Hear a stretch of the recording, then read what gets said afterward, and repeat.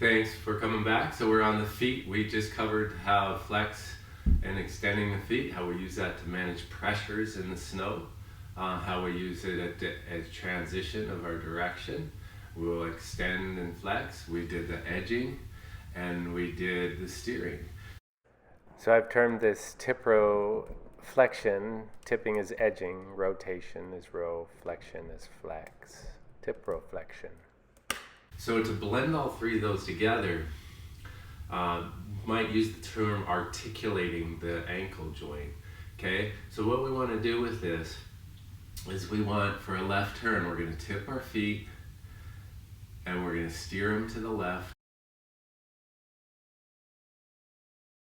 And as you point them, you're going to fin it and switch and tip and steer and tip and steer. So you're using all three of those. So as we go into this turn here, we've pulled and maxed out our flexion of our right foot.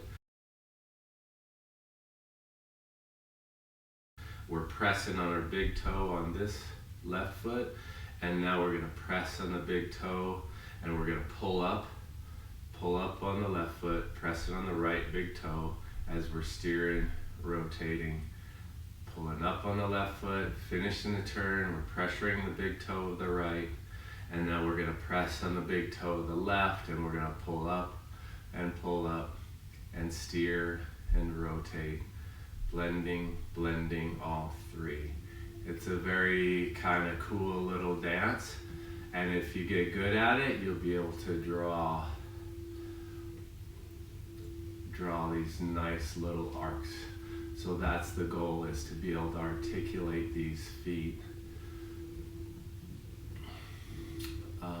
for movement to ski. So it's a talent, block of talent, blending three functions of the feet together, and we'll build up from there.